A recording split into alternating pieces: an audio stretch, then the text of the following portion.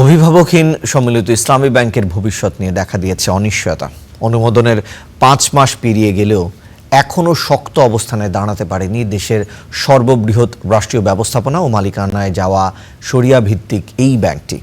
বিশেষজ্ঞরা বলছেন এই ৫ ব্যাংকের একীভূত হওয়ার প্রক্রিয়া শুরুতেই ছিল গলদ। এটি চাপিয়ে না দিয়ে ব্যাংকগুলোর নিজস্ব মতামত নেওয়া প্রয়োজন ছিল বলে মনে করেন তারা। ইমতিয়াজ আহমেদের রিপোর্ট। হাসিনা আমলের অনিয়ম দুর্নীতির দায়ে দীর্ঘদিন ধুঁকতে থাকা ফার্স্ট সিকিউরিটি, গ্লোবাল ইসলামী, সোশ্যাল ইসলামী, এক্সিম ও ইউনিয়ন ব্যাংকে একীভূত করে দেশের সর্ববৃহৎ সরকারি ইসলামী ব্যাংক হিসেবে যাত্রা শুরু করে সম্মিলিত ইসলামী ব্যাংক।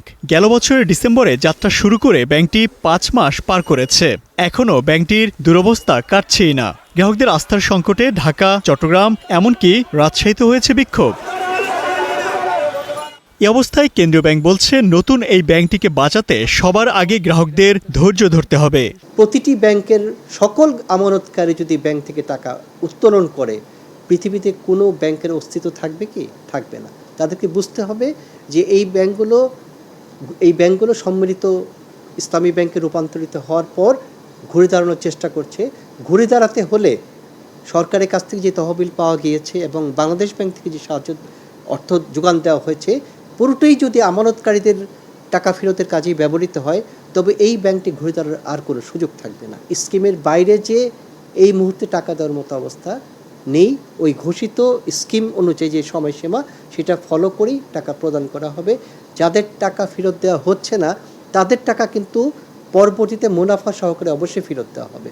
অতএব তাদেরকে এই মুহূর্তে অতটা হতাশ হওয়ার সুযোগ নেই। এদিকে গেল ২ মাস ধরে সম্মিলিত ইসলামী ব্যাংকের চেয়ারম্যান ও এমডির পদ শূন্য। বিশেষজ্ঞরা বলছেন একীভূত প্রক্রিয়াতেই দুর্বলতা ছিল, যা এখনও বয়ে বেড়াতে হচ্ছে নতুন নামে যাত্রা শুরু করা ব্যাংকটিকে। সত্যি কথা বলতে গেলে ভবিষ্যৎ অনিশ্চিত করে দিয়েছে তো বাংলাদেশ ব্যাংক নিজেই। যে প্রথম অবস্থায় যে এগুলোকে যে মার্জার করা হলো, মার্জারের কিছু নিয়ম কানুন আছে। মার্জার যে কোনো ব্যাংকের সাথে যে কোনো ব্যাংক মার্জার করতে পারে না। আসলে bad bank plus bad bank equal to the bad ব্যাংকই হবে, তাই না? তো ব্যাংকগুলো আসলে সমপর্যায়ের ব্যাংক ছিল না। যে সরকারি টাকা দিয়ে আপনি বেসরকারি ব্যাংক আপনি বেল আউট করবেন, এটা তো মার্জার আলটিমেটলি হবে কি না, সাকসেসফুল হবে কি না, তো পরের কথা। কিন্তু এইটা তো এক ধরনের ইঙ্গিত দিচ্ছে যে তোমরা যা খুশি তাই করো, আলটিমেটলি সরকার তো আমাদের বাঁচাবেই।